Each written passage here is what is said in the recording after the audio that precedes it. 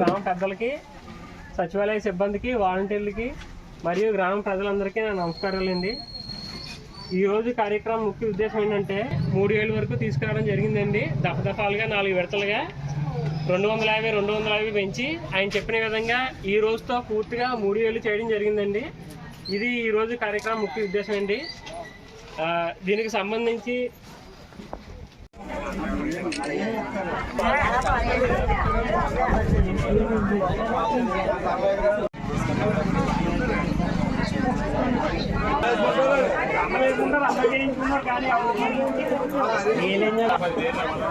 చెప్తారా ఇంకా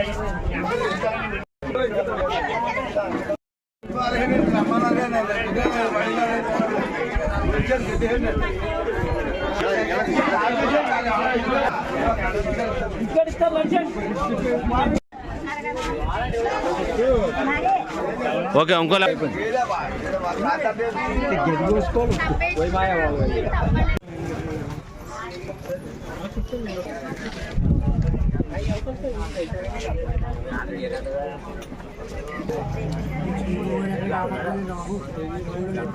ఓకే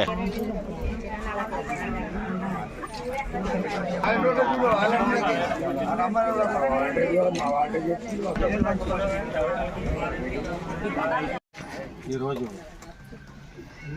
మన పత్తిపాడు నుంచి ఎలక్షన్ మండలం మన జగన్మోహన్ రెడ్డి గారు పాదయాత్రలో ఏదైతే హామీ ఇచ్చారో అవన్నీ కూడా నెరవేర్చుకుంటూ ఆ రోజు పెన్షను 2000 రూపాయల పెన్షను 1000 రూపాయలు ఉండేది, తర్వాత 2000 నుంచి దీన్ని ఇలాగా 1000 రూపాయలు 3000 వరకు తీసుకెళ్తాను జగన్మోహన్ రెడ్డి గారు మాట ఇవ్వడం జరిగింది.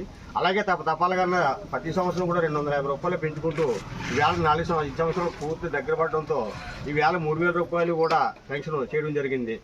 జగన్మోహన్ రెడ్డి గారు అన్న మాట నిలబెట్టుకున్న రాజకీయాల్లో చరిత్రలో నిలిచిపోయి మన జగన్మోహన్ రెడ్డి గారు ముఖ్యమంత్రి గారు ఏ మాట అయితే ఇచ్చాడో పాదయాత్రలో అదే మాట ఈవేళ నెరవేర్చుకోవడం కూడా జరిగింది.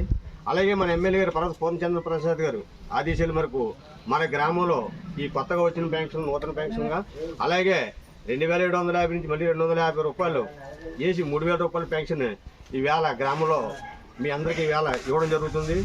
అలాగే పత్తిపాడు నుంచి మన ఎమ్మెల్యే గారు కూడా ఆదేశాల ప్రకారం చెప్పడం జరిగింది. మిమ్మల్ని అందరికీ కూడా ఇచ్చిన హామీ ప్రకారం మన జగన్మోహన్ రెడ్డి గారు ఇచ్చిన 3000 రూపాయల పెన్షన్ కూడా ఇవ్వడం జరుగుతుంది.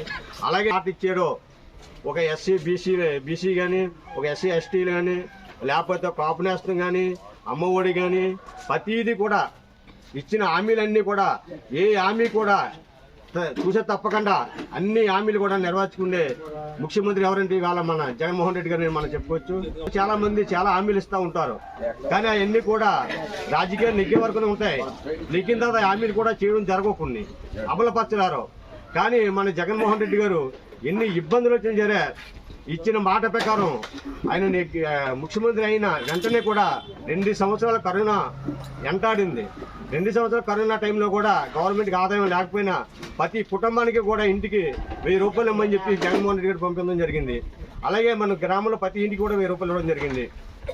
అలాగే రెడ్డి గారు మాత్రం అన్న మాట ప్రకారం ప్రతి హామీ కూడా ప్రజలకు ఇబ్బంది జరగకూడదు, మన ఇబ్బందులు ఎప్పుడు ఉండి మన ఇబ్బందులు ఎన్ని ఉన్నా సరే ప్రజలకు ఇచ్చిన మాట మాత్రం చూసే తప్పకుండా చెయ్యాలి. మా నాన్నగారు ఏదైతే చెప్పాడో ఆ అడుగుజాలలో నేను నడుచుకుంటూ ఇవన్నీ కూడా మా నాన్నగారిలాగే నాకు కూడా మంచి పేరు రావాలని చెప్పి చెప్పడం జరిగింది.